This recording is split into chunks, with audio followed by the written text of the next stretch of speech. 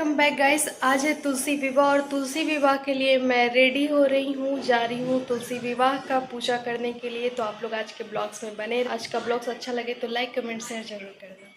Ready होने के बाद गाइस मैं छत पे आ गई थी और छत पे तुलसी विवाह होने से पहले यहाँ पे रंगोली बनाया जाता है। तो फूलों से रंगों से यहाँ पे रंगोली बना रही हूँ और देख सकते हैं एक चौकी पे चारों तरफ से गन्ने को बांधकर और सारा श्रृंगार रख दिया गया है और तुलसी के गमले को रखकर इनका विवाह किया जाएगा। तुलसी माता का विवाह किसके साथ होता है, किस तरीके से विवाह होता है, इसकी पूरी विधि विधान इस ब्लॉग में दी गई है। पूरी जानकारी के लिए आज का वीडियो पूरा देखें। सुहागन के लिए बहुत शुभ माना जाता है नाक पे से पीला सिंदूर करना। तो यहाँ पे गाइस देख सकते हैं हमारी मासी और मैं दोनों येलो कलर की सीधा पल्ला साड़ी पहनकर बैठ गए थे। एक दूसरे को दोनों नाक पे से सिंदूर लगाएंगे। उसके बाद जिस तरीके से कन्यादान होता है, जिस तरीके से कन्या का विवाह होता है, वैसे ही तुलसी माता का विवाह होगा। यहाँ पे हम दोनों एक दूसरे को सिंदूर लगा रहे हैं। उसके बाद गाइस मैं आपको बताऊंगी कि किस तरीके से इनका विवाह हुआ, किनके साथ इनका विवाह होता है, आज ही विवाह क्यों होता है, इसकी पूरी जानकारी आज मैं दूंगी। तो गाइस बात की जाए कि तुलसी माता की आखिर विवाह किसके साथ होता है, तो वो होता है शालिग्राम भगवान के साथ। जी हाँ गाइस, ये विष्णु भगवान के एक रूप हैं। इनका विवाह तुलसी माता के साथ होता है। वो शालिग्राम के रूप में जब प्रकट हुए थे तब 4 महीने के निद्रा के बाद जब वो जागते हैं और ये विवाह होने के बाद आज देवनीय एकादशी है गाइस और आज ही माता तुलसी माता का विवाह होता है शालिग्राम के साथ। और आज से 4 महीने के बाद जो मंगल कार्य है, जो शादी का कार्य होता है, सारी मांगलिक कार्य हमारे हिंदू धर्म में होती है, वो 4 महीने के लिए बंद हो जाती है। और आज सबसे पहले तुलसी माता का विवाह से आज से स्टार्ट होता है। आज से शादी सारी चीज़ें रस्म स्टार्ट हो जाएगी हमारे हिंदू धर्म में। तो यहाँ पे देख सकते हैं पहले जैसे लड़की को सजाया जाता है वैसे ही माता को चुन्नी के साथ सजाया गया।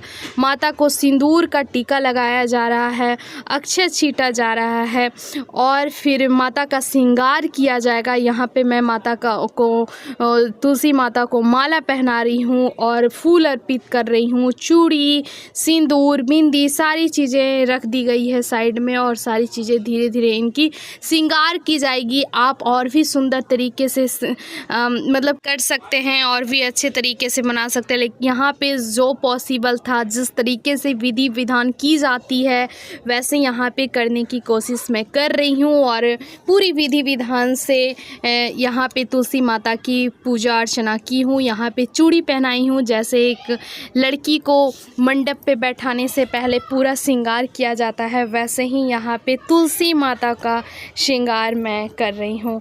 यहाँ पे कलश पे दीपक रख दिया जाता है और वो दीपक जलाकर भगवान का कथा किया जाता है और आरती की जाती है तुलसी माता की, सिंदूर दान किया जाता है। शालिग्राम को आप अच्छे से उसको पवित्र करके फूल माला चढ़ाकर चारों तरफ उसे फेरे दिलवा सकते हैं। इस तरीके से उनका शादी संपन्न कर सकते हैं।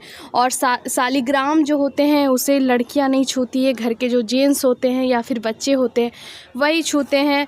और यहाँ पे देख सकते हैं गाइस हम लोग किस तरीके से पूजा कर रहे हैं।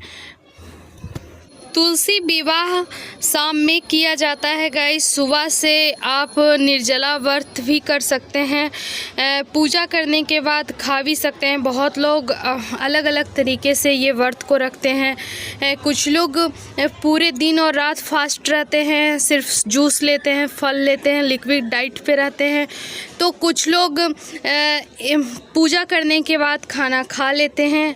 आपकी अपनी श्रद्धा, आप जिस तरीके से पूजा कर सकें, लेकिन हर घर में, हर हिंदू घर में तुलसी का पौधा लगाया जाता है। तुलसी का पौधा लगाकर उसे डेली जल दिया जाता है, पूजा किया जाता है, इसलिए तुलसी विवाह भी करना चाहिए। यहाँ पे गाइस देख सकते हैं लाडो रानी आ गई थी और यहाँ पे लाडो रानी भी पूजा कर रही थी। सारे लोग घर के जितने सदस्य रहते हैं वो उन्हें भी पूजा में बैठना चाहिए, उन्हें भी आज का पूजा देखना चाहिए, पूजा करना चाहिए। अगर उपवास नहीं रह सकें तो कोई बात नहीं, अगर उपवास रहेंगे तो भी और अच्छी बात है। हस्बैंड वाइफ को मिलकर या फिर अकेले इस पूजा को आप कर सकते हैं। गाइस, पूजा करने के बाद भोग फल का आप लगा सकते हैं, मिठाई चढ़ा सकते हैं। धूप बत्ती जलाने के बाद, यहाँ पे दीपक जलाने के बाद मैं कथा कर रही हूँ। तुलसी माता का कथा का बुक भी मिलता है, या फिर आप जिस तरीके से कथा सुनना चाहें, फ़ोन में सुनना चाहें आप सुन सकते हैं।